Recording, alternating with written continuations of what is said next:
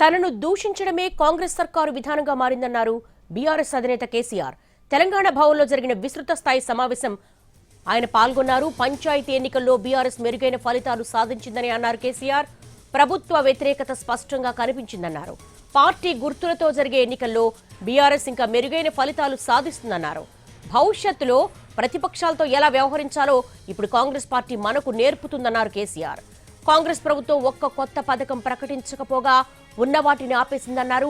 సర్కారు 2 ఏళ్లలో తీసుకొచ్చిన ఒక్క పాలసీ కూడా భూమి, రియల్ ఎస్టేట్ కు సంబంధించిందే అన్నారు. రాష్ట్రంలో ప్రజల ఆస్తుల విలువ పూర్తిగా తగ్గిపోయిందన్నారు.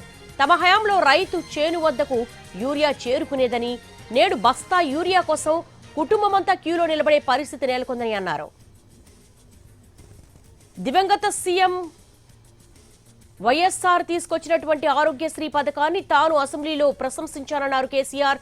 పథకం వ్యయ పరిమితిని 2 లక్షల నుంచి 5 లక్షల రూపాయలకు పెంచినట్టుగా తెలిపారు. కానీ నేడు కాంగ్రెస్ సర్కారు ఏం చేస్తోందని ప్రశ్నించారు. కేసీఆర్ కిట్ వంటి పథకాలను కాంగ్రెస్ ప్రభుత్వం ఆపేస్తోందన్నారు. ఇప్పటికే బస్తీ దవాఖానాలను నిర్వీర్యం చేశారన్నారు. రైతుల కోసం నిర్మించిన చెక్ డ్యాంలను పేల్చివేస్తున్నారని విమర్శించారు. ఇంతకంటే దారుణం ఏదైనా ఉంటుందా అని ప్రశ్నించారు కేసీఆర్. కాగా సాగునీటి హక్కుల కోసం బీఆర్ఎస్ ఉద్యమానికి సిద్ధమవుతోంది.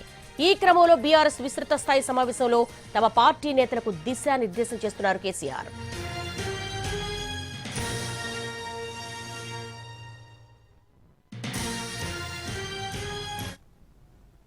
తనను దూషించడమే కాంగ్రెస్ ప్రభుత్వ విధానంగా మారిందన్నారు బీఆర్ఎస్ అధినేత కేసీఆర్. దీనికి సంబంధించి తెలంగాణ భవన్ నుంచి మా ప్రతినిధి సతీష్ సిద్ధంగా ఉన్నారు మరిన్ని అప్డేట్స్ అందించడానికి.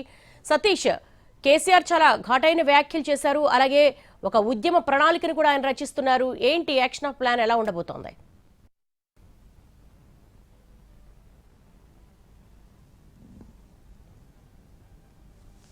కేసీఆర్ చాలా కీలకమైనటువంటి వ్యాఖ్యలు చేశారు. ప్రధానంగా తనని ఈ ప్రభుత్వం, ఇప్పుడు ఉన్నటువంటి ప్రభుత్వం తనని తిట్టడమే లక్ష్యంగా పెట్టుకుంది అనే విధమైనటువంటి వ్యాఖ్యలు చేశారు. అదేవిధంగా దాంతోపాటుగా చాలా కీలకమైనటువంటి మరొక వ్యాఖ్య కూడా చేశారు. తన చావు కోరుకుంటుంది ఈ ప్రభుత్వం అనేటటువంటి వ్యాఖ్యలను కూడా కేసీఆర్ చేసినట్టుగా తెలుస్తుంది. దీంతోపాటు ఏదైతే ఆ పథకాలకు సంబంధించి గతంలో కేసీఆర్ తీసుకొచ్చినటువంటి పథకాలన్నీ ఈ ప్రభుత్వం తీసివేయాలని చూస్తుంది. దాంట్లో భాగంగానే ఎంతో ప్రతిష్టాత్మకంగా తీసుకొచ్చిన కేసీఆర్ కిట్ని పూర్తిగా ఈ ప్రభుత్వం, కాంగ్రెస్ ప్రభుత్వం ఆపివేసింది అనే విషయాన్ని కేసీఆర్ లోపల ఉన్నటువంటి సమావేశంలో పాల్గొన్నటువంటి నేతలతో చెప్పడం జరిగింది. దాంతోపాటు ఇప్పుడు ప్రభుత్వం కావచ్చు, ప్రభుత్వంలో ఉన్న నేతలు చేస్తున్నటువంటి వ్యాఖ్యలను కేసీఆర్ సభలో చెప్తున్నారు.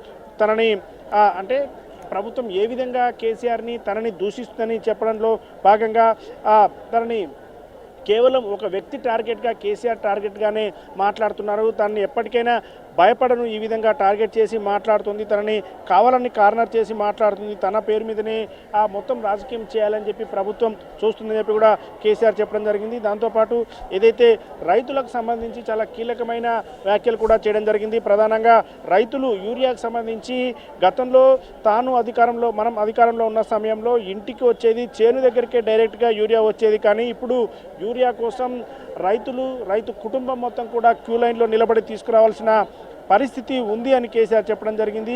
వీటితో పాటుగా ప్రభుత్వం ఏదైతే గతంలో ఉన్నటువంటి పథకాలని తీసివేస్తుంది, కానీ దాంతోపాటు కొత్త పథకాలని ఒక్కటి కూడా తీసుకురాలేదని కేసీఆర్ చెప్పారు. మరోవైపు ఏదైతే వైఎస్ఆర్ గతంలో తీసుకొచ్చినటువంటి రాజీవ్ ఆరోగ్యశ్రీకి సంబంధించి అప్పుడు ఉన్న ఏదైతే 2 లక్షలు ఉన్నటువంటి లిమిట్ని తాను 5 లక్షలు చేశానని, అంటే పాత ప్రభుత్వం చేసిన పథకాలని మళ్ళీ కంటిన్యూ చేయాలి. కానీ ఈ విధంగా పథకాలని ఎత్తివేయడం ద్వారా పేదలకు, ముఖ్యంగా లబ్ధిదారులందరికీ కూడా ఇబ్బంది జరుగుతుందనేది కేసీఆర్ చెప్పేటటువంటి ప్రయత్నం చేస్తున్నారు. దీంతోపాటు చెక్ డ్యాంలకు సంబంధించి ఈ మధ్యకాలంలో ఉమ్మడి కరీంనగర్ జిల్లాలో చెక్ డ్యాంలు పేల్చివేశారు. రైతుల కోసం తాము నిర్మించినటువంటి చెక్ డ్యాంలను పేల్చివేయడం ఏంటి, అసలు ఇంతకైనా దారుణమైన పరిస్థితి ఏదైనా ఉంటుందా అని కేసీఆర్ వ్యాఖ్యలు చేయడం జరిగింది. అయితే ఇవన్నీ కూడా వీటితో పాటు ప్రధానంగా ఇప్పుడు ఏదైతే పాలమూరు రంగారెడ్డికి సంబంధించి వాటా తెలంగాణకు రావాల్సినటువంటి వాటా రాలేదు, ఆ వాటా పూర్తిగా ప్రభుత్వం ఆ కాంగ్రెస్ ప్రభుత్వం కొట్టాడలేదు, అందుకోసం తెలంగాణ ఆ రైతులకు ఇబ్బంది జరుగుతుంది, వాళ్ళకి కావలసిన వాటా రావడానికి కొట్లాడకపోవడం వల్ల రైతులు ఎంతో నష్టపోబోతున్నారు అని చెప్పి కేసీఆర్ చెప్తున్నారు. ఆ విషయానికి సంబంధించి ఇప్పుడు ఒక కార్యాచరణ కూడా ప్రకటించే అవకాశం కనిపిస్తుంది. ప్రస్తుతం అయితే నేతలతో సమావేశం అవుతున్నారు. ఈ కార్యాచరణకు సంబంధించి ఎలా ఉండబోతుంది అనేది మరికొద్దిసేపట్లో మీడియా సమావేశం కూడా పెట్టబోతున్నారు. సమావేశం ముగియగానంటే మరొక 30 నుంచి 40 నిమిషాల్లో సమావేశం కూడా ముగియబోతుంది. తర్వాత 5 గంటలకు మీడియాతో కేసీఆర్ మాట్లాడబోతున్నారు.